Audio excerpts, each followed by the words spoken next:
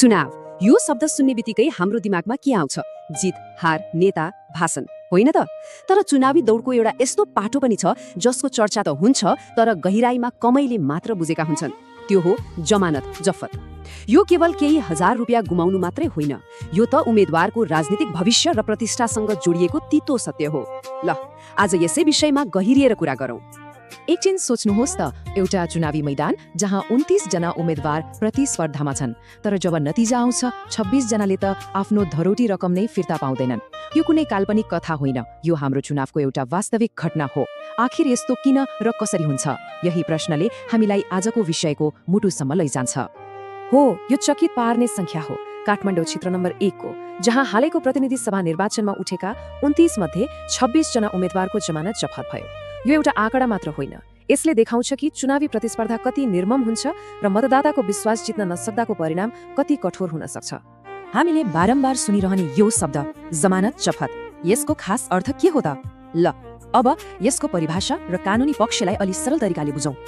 एकदमै सरल भाषामा भन्नुपर्दा जमानत जफत भनेको कुनै उम्मेदवारले चुनावमा खसेको कुल सदरमत मतलब सही मतको 10% भन्दा पनि कम मत ल्यायो भने उम्मेदवारी दिँदा राखेको धरौटी रकम फिर्ता नहुने अवस्था हो। यो एक किसिमले उम्मेदवारको लोकप्रियताको पहिलो परीक्षा जस्तै हो, जहाँ जनताले पास वा फेल छुट्याइदिन्छन्।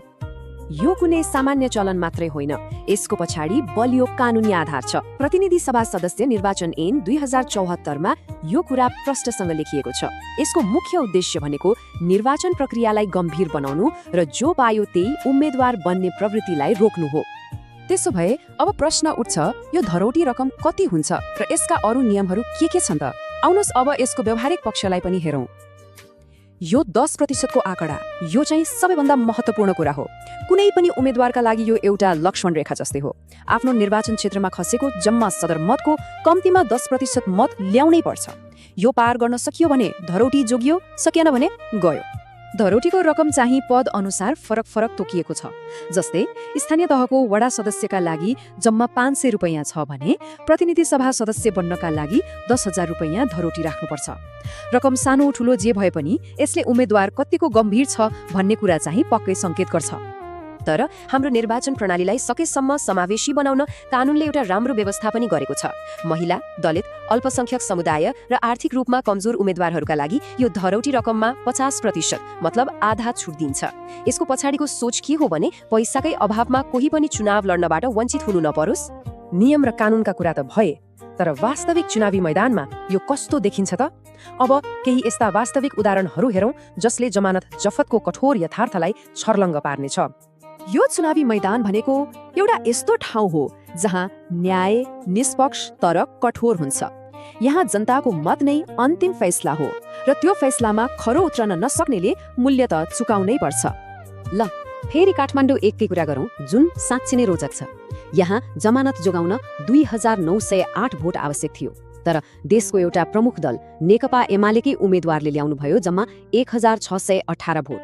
सबैभन्दा अचम्म लाग्दो कुरा त के भने कुनै जमानामा यही क्षेत्रबाट जननेता मदन भण्डारी र पूर्व राष्ट्रपति विद्या भण्डारी जस्ता हस्तीहरूले चुनाव जितेका थिए। हेर्नुस् त, राजनीतिको हावा कति छिटो बदलिन्छ। यो अवस्था पुराना स्थापित दलहरूको मात्रै होइन नि। भर्खरै इलाम 2 मा भएको उपनिर्वाचनमा नयाँ शक्तिको रूपमा उदाएको राष्ट्रिय स्वतन्त्र पार्टीका उम्मेदवार सहित 16 जनाको जमानत जफत भयो। यसले के प्रमाणित गर्छ भने मतदाताले कुनै पनि दल वा उम्मेदवारलाई आँखा चिम्लिएर विश्वास गर्दैनन्, चाहे त्यो नयाँ होस् वा पुरानो। र यो स्लाइडले सायद राजनीतिको सबैभन्दा निर्मम सत्यलाई देखाउँछ। हिजो हजारौं मतले चुनाव जितेर माननीय बनेका सर्वदेव ओझा, करिमा बेगम र केशव राई जस्ता नेताहरूले अर्को चुनावमा आफ्नो जमानत समेत जोगाउन सकेनन्। सोच्नुहोस् त, कुनै बेला झण्डै 15,000 मत ल्याएर विजयी हुने उम्मेदवार अर्को चुनावमा जम्मा 77 मतमा सीमित हुनु। यसले राजनीतिमा जनमत कति अस्थिर र शक्तिशाली हुन्छ भन्ने कुराको ज्वलन्त उदाहरण दिन्छ। त्यसो भए जमानत जफत हुनु भनेको केवल केही हजार रुपैयाँको आर्थिक घाटा मात्रै हो त, वा यसको सामाजिक र मनोवैज्ञानिक असर त्योभन्दा धेरै गहिरो छ? अब यसको मानवीय पक्षबारे कुरा गरौँ। हो, चुनाव हार्नु एउटा कुरा हो, त्यो राजनीतिको सामान्य प्रक्रिया हो, तर जमानत नै जफत हुनुलाई राजनीतिक वृत्तमा ठूलो अपमान वा बेइज्जतको रूपमा हेरिन्छ। यो उम्मेदवारको साख र प्रतिष्ठामाथिको सीधा प्रश्न हो। यसले उम्मेदवारलाई जनताले पूर्ण रूपमा अस्वीकार गरेको सन्देश दिन्छ, जुन कुनै पनि राजनीतिकर्मीका लागि पचाउन निकै गाह्रो हुन्छ। आखिर यो धरौटी प्रणाली किन आवश्यक छ त? यसका मुख्य 3 वटा उद्देश्य देखिन्छन्। पहिलो, केवल चर्चामा आउनका लागि उठ्ने गैर गम्भीर उम्मेद्वारहरूलाई रोक्नु। दोस्रो, यो उम्मेद्वारको पक्षमा कति जनमत छ भनेर नाप्ने एउटा प्रारम्भिक मापदण्ड हो। र तेस्रो, जफत भएको धरौटी निर्वाचन आयोगको लागि आम्दानीको स्रोत पनि बन्छ, जसले चुनाव गराउने खर्चमा थोरै भए पनि सहयोग पुर्याउँछ। र अन्तमा एउटा महत्त्वपूर्ण प्रश्न, जब यति ठूलो संख्यामा ठूला दलदेखि स्वतन्त्र र नयाँ दलका उम्मेद्वारहरूको समेत जमानत जफत हुन्छ, यसले हाम्रो लोकतन्त्र, मतदाताको चेतना र राजनीतिक दलहरूको अवस्थाबारे के संकेत गरिरहेको छ? के यो मतदाता सचेत भएको संकेत हो वा दलहरू जनताबाट टाढिँदै गएको प्रमाण हो? यो प्रश्नको उत्तरमा नै सायद हाम्रो लोकतन्त्रको भविष्य लुकिएको छ। एकपटक सोच्नुहोला।